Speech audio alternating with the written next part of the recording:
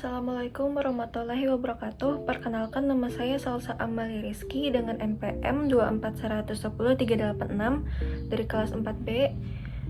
Pada video ini, saya akan menjelaskan program Java yang saya buat untuk memenuhi tugas ujian tengah semester pada mata perkuliahan pemrograman berbasis objek 1. Program yang saya buat bertema toko online. Program ini berisi beberapa kelas, yaitu produk, pakaian, sepatu, kalkulator belanja, dan main toko online. Di dalam program ini terdapat konsep-konsep PBO yang diminta dalam UTS, yaitu kelas, objek, metode, atribut, konstruktor, mutator, aksesor, encapsulation, inheritance, dan juga polymorphisme. Nah, materi tersebut memang termasuk syarat wajib yang harus ada di dalam kode program UTS kali ini.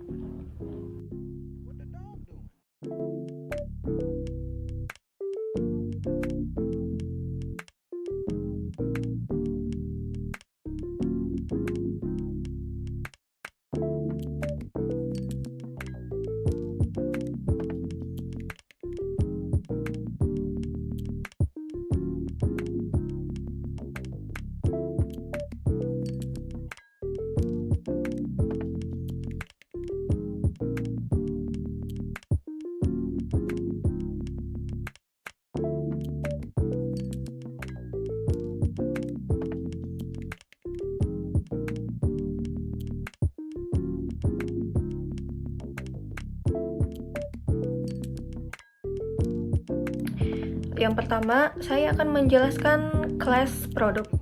Kelas produk adalah kelas utama atau superclass yang digunakan untuk menyimpan data umum dari sebuah produk di toko online. Di dalam kelas produk terdapat beberapa atribut seperti private string code, private string nama, dan juga private double harga. Jadi ada 3. Atribut tersebut menggunakan akses modifier private. Ini adalah contoh dari konsep encapsulation, karena data disembunyikan agar tidak bisa diakses secara langsung dari luar kelas. Nah, untuk mengaksesnya atau mengubah data tersebut, saya menggunakan metode getter dan juga setter. Contohnya pada metode public string get nama, public double get harga, dan juga public void set harga, double harga.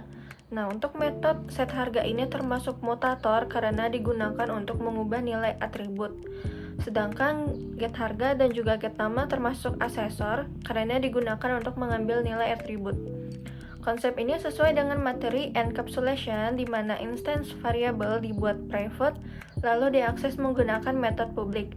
Selain itu, kelas produk juga memiliki konstruktor yang digunakan untuk memberi nilai awal pada saat objek dibuat. Contoh penerapannya ada di kelas main toko online, yaitu produk P1 sama dengan new product atau P001 kemeja polos 85.000. Nah, kode tersebut berfungsi untuk membuat objek P1 dari kelas produk, lengkap dengan data kode produk, nama produk, dan juga harga produknya. Selanjutnya, saya akan menjelaskan kelas dari pakaian. Kelas pakaian adalah subkelas dari kelas produk yang dideklarasikan dengan public class pakaian extends product. Keyword extends di sini menunjukkan bahwa kelas pakaian mewarisi seluruh atribut dan metode dari kelas produk. Ini merupakan contoh dari konsep inheritance atau pewarisan. Di dalam kelas pakaian terdapat atribut tambahan, yaitu private string ukuran untuk menyimpan ukuran pakaian seperti S, M, L, atau XL, serta private string bahan untuk menyimpan jenis bahan pakaian seperti katun. Kelas pakaian juga memiliki konstruktor tersendiri. Di dalam konstruktor tersebut terdapat perintah super code nama harga.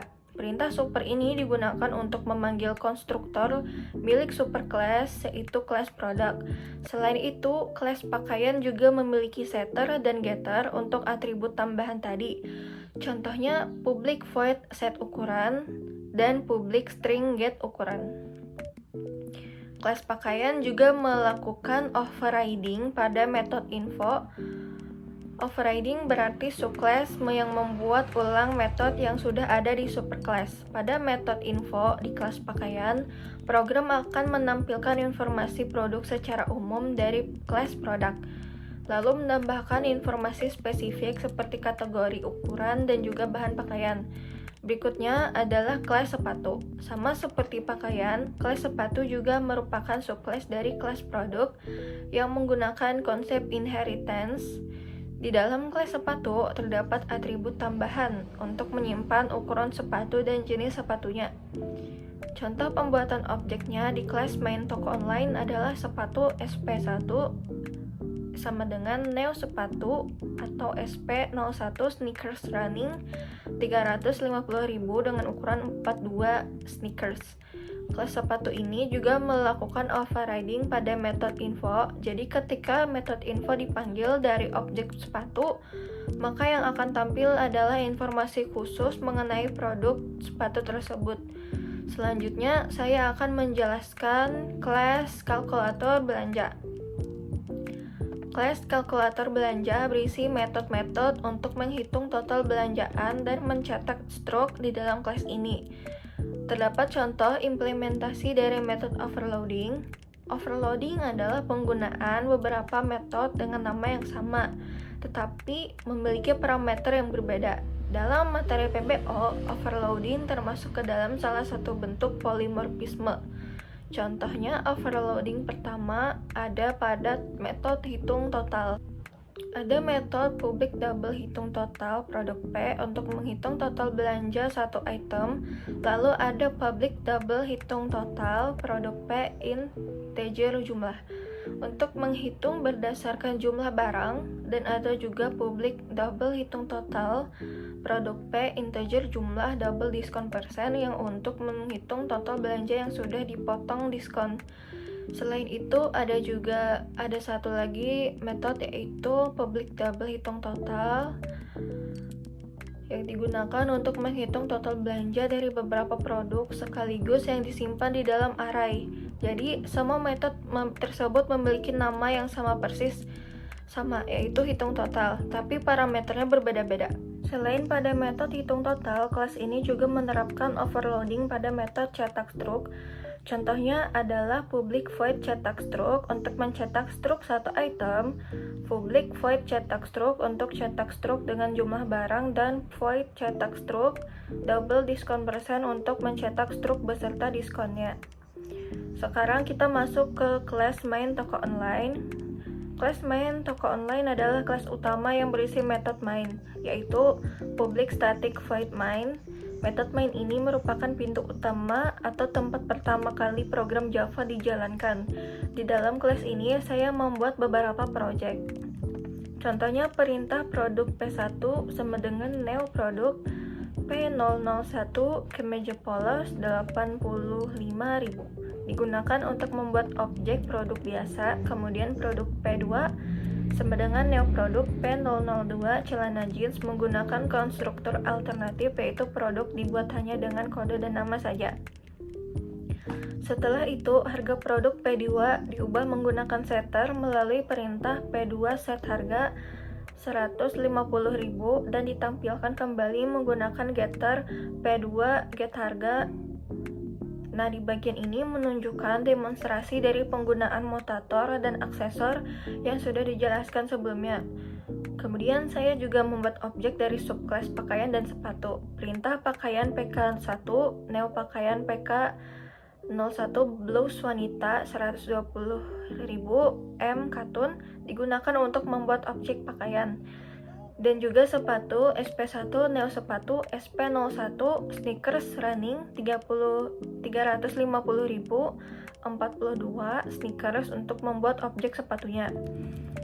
Kedua objek ini kemudian memanggil metode info masing-masing melalui perintah pk1info dan sp1info. Karena metode info sudah di-override di kelas pakaian dan sepatu, maka informasi yang ditampilkan di layar akan keluar sesuai dengan karakteristik jenis objeknya masing-masing. Selanjutnya, program ini menunjukkan konsep polimorfisme dengan dynamic binding. Contohnya pada kode produk ref1 neo pakaian PK02 kaos oblong 50.000 XL cotton, lalu memanggil ref1 info Nah, di sini walaupun variabel referensinya bertipe produk, tetapi objek asli yang dibuat adalah pakaian. Ketika metode info dipanggil, program secara otomatis menjalankan metode info milik kelas pakaian, bukan kelas produk. Contoh lainnya adalah produk Ref2, Neo sepatu SP02 Loafer kulit 420.040 formal, lalu dipanggil Ref2 info. Pada kode ini variabelnya bertipe produk, tetapi objek yang diinstansiasi adalah sepatu. Saat Ref2 info dieksekusi, maka metode yang dijalankan adalah milik kelas sepatu. Ini adalah contoh nyata dari polimorfisme di mana satu referensi superclass dapat bertingkah laku sebagai berbagai bentuk objek yang berbeda. Setelah itu, program menjalankan fitur perhitungan belanja menggunakan kelas kalkulator belanja. Perintah kalkulator belanja kasir sama dengan neo kalkulator belanja dibuat untuk membuat objek kasir. Lalu program menghitung total belanja satu item dengan kasir hitung total PK1. Program juga menghitung total belanja dengan jumlah barang spesifik melalui kasir hitung total PK1 3, serta menghitung total belanja dengan diskon lewat perintah kasir hitung total PK1 3,10. Selain itu, program juga bisa menghitung total dari beberapa produk sekaligus menggunakan array.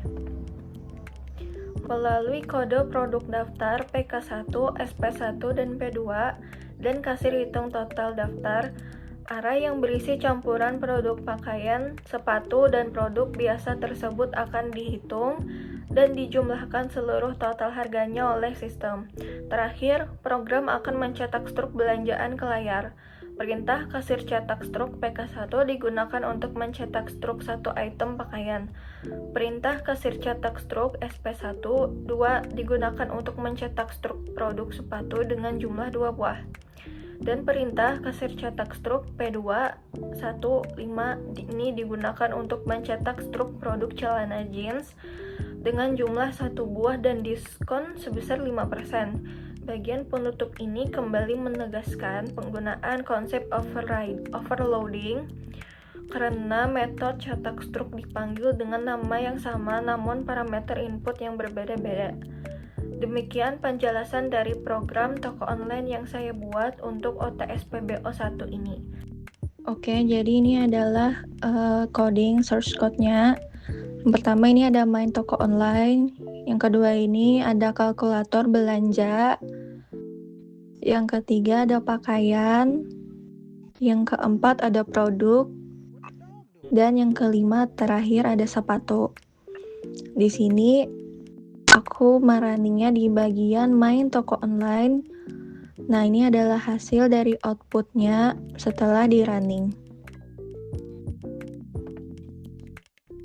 Sini ada info produk dari beberapa seperti baju, produknya, dan juga sepatu.